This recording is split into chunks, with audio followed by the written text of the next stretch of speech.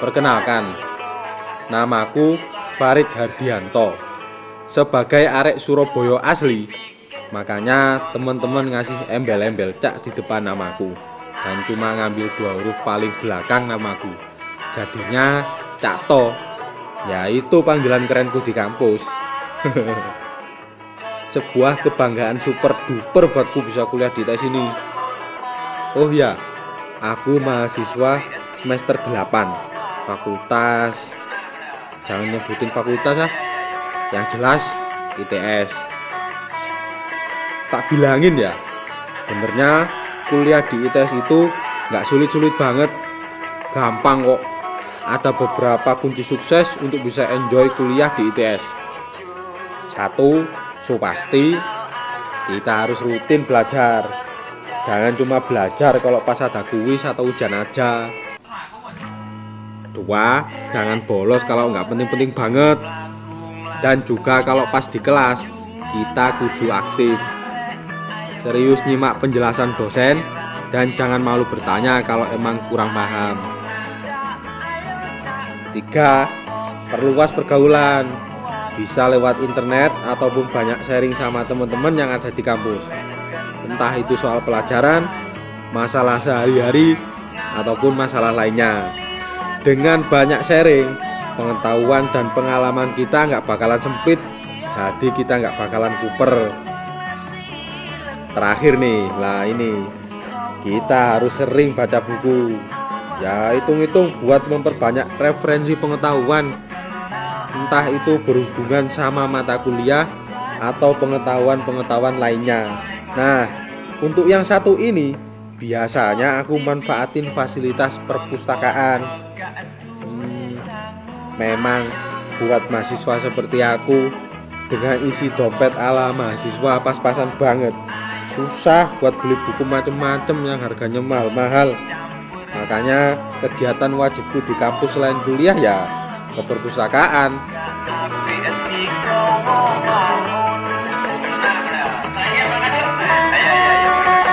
Ngomong-ngomong soal perpus, ternyata banyak jalan menuju perpustakaan. Buat yang bawa motor atau mobil dan terlanjur parkir di area parkir utama yang ada di sebelah masjid, bisa jalan kaki aja ke arah rektorat. Ntar kelihatan banget deh gedung perpustakaannya. Alternatif kedua, kalau yang masuk kampusnya dari arah Poltek, bisa langsung lurus saja ke arah perpustakaan, terus parkir di halaman belakang perpus.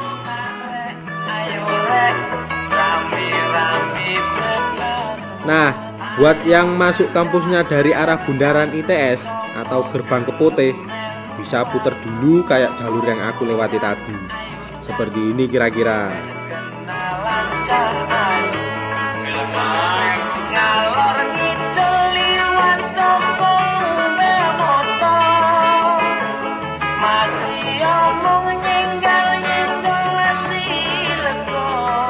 Gampang kan? Atau kalau kamu anak orang kaya, kamu bisa juga naik helikopter, terus turun di helipad yang ada di depan perpustakaan. Tunggu. Yang ini kayaknya nggak mungkin deh.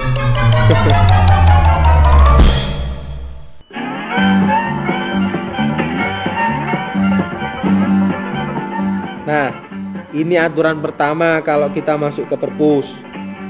Tas, map, dan barang-barang lain yang nggak boleh dibawa masuk perpus harus ditaruh di loker. Kita tinggal menghubungi petugas loker, terus pinjem kuncinya.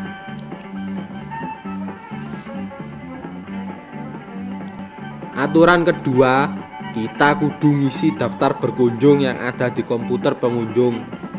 Nah, setelah ngisi, kita tinggal masuk aja.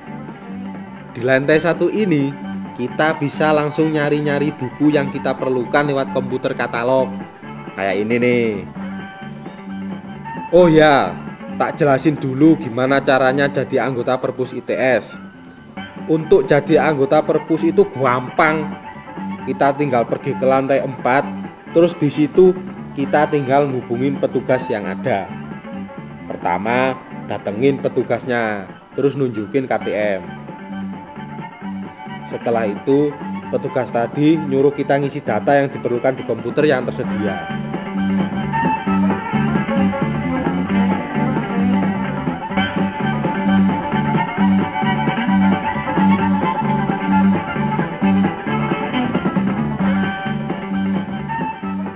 Setelah ngisi data, kita ke petugas yang tadi untuk konfirmasi.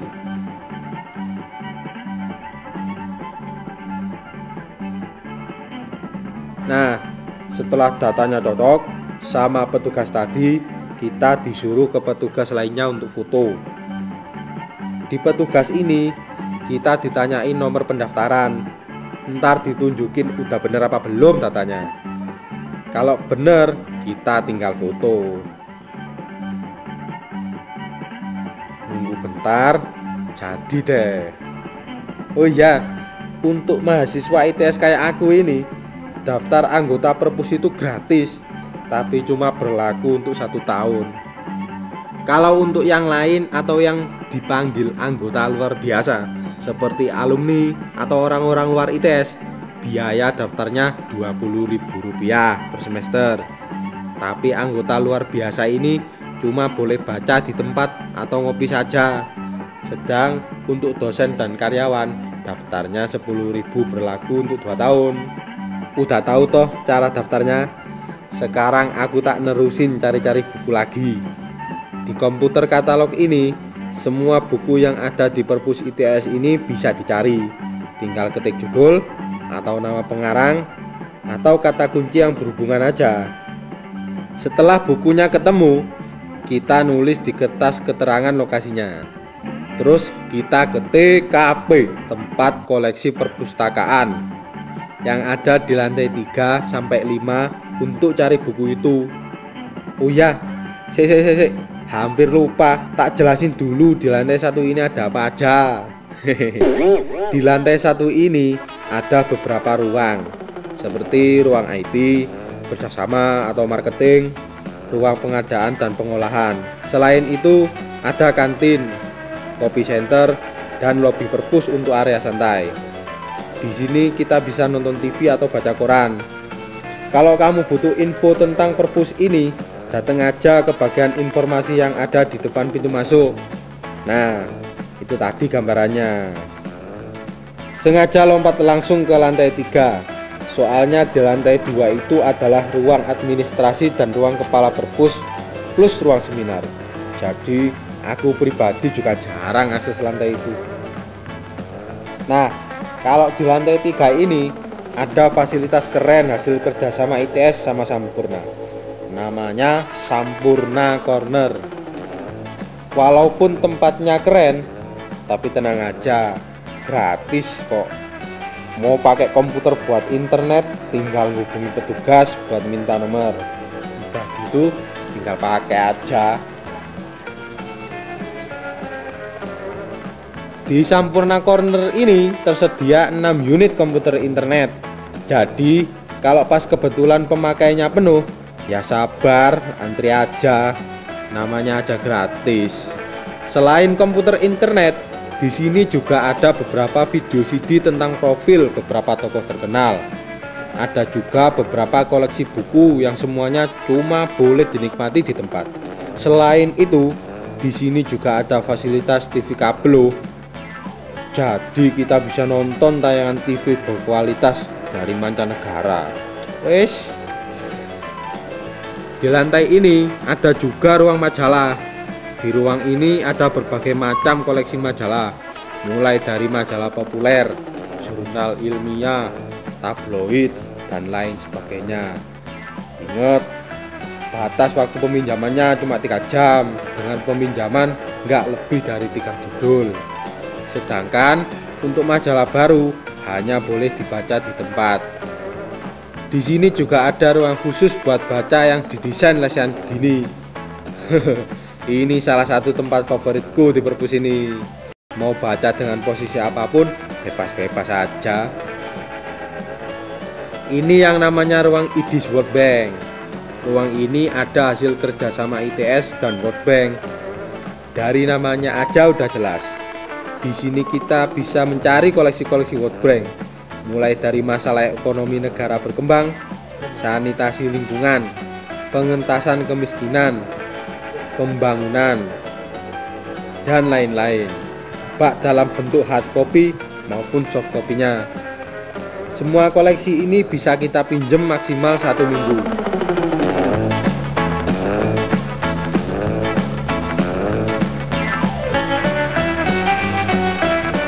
Nah, kalau yang ini namanya ruang referensi.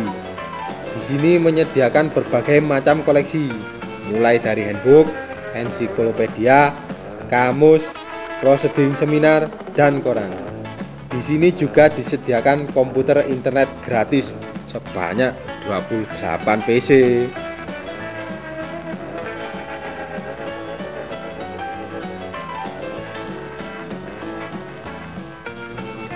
Selain buat tempat pendaftaran yang tadi udah aku ceritakan, pertama kali masuk di lantai 4 ini, tepatnya di ruang sebelah kiri ada ruang audiovisual.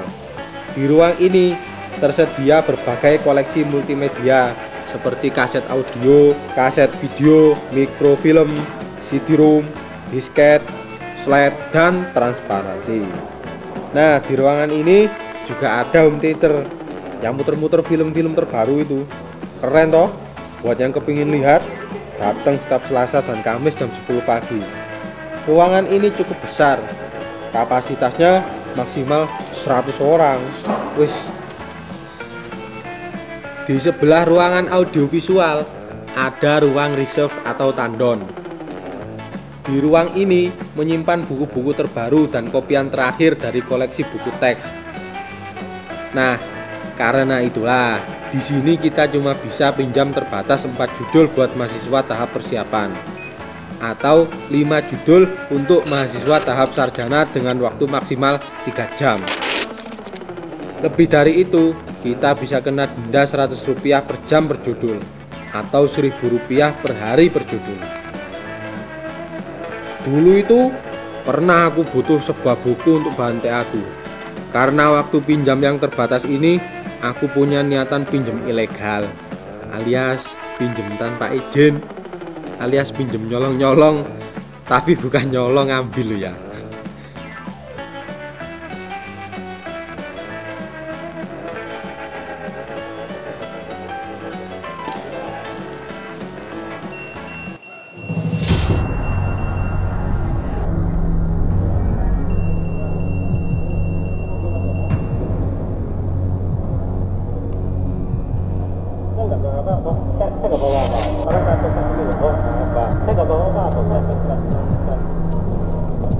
Ini apa ini? Ini apa ini? Ini mas, ini pelanggaran karena saya karena mas ini juga melanggar peraturan perpustakaan ya, tidak sama standar saya. Tapi saya ini mas ini sudah melanggar ini, karena mas sudah mencuri buku ini, dan yang lupa apa? Kayak saya.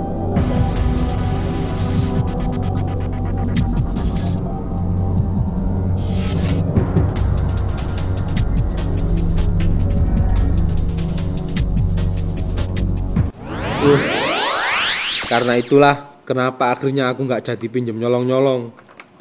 Oh ya, sanksi tadi itu bukan cuma berlaku di ruangan ini loh ya. Semua ruangan dari 1 sampai 5 ya peraturannya gitu. Nah, pas di depan ruang AV dan research ada ruang karya ITS. Selain itu ada ruang koleksi tugas akhir. Nah, khusus di sini seluruh koleksinya bersifat closed access.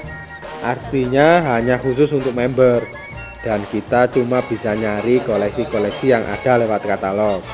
Terus kita tinggal menghubungi petugas untuk mencarikan koleksi yang kita maksud.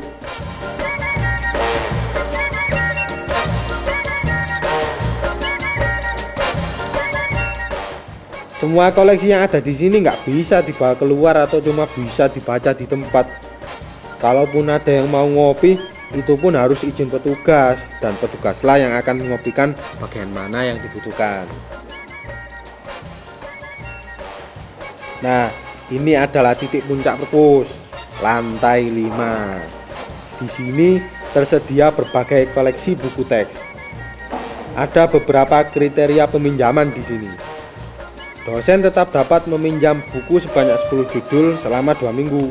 Dengan catatan, kalau ada pemustaka lain yang butuh, akan dikirimi surat pemberitahuan agar segera mengembalikan buku-buku tersebut. Dosen luar biasa bisa pinjam buku 5 judul selama 2 minggu. Mahasiswa ITS tahap persiapan 3 judul selama 2 minggu.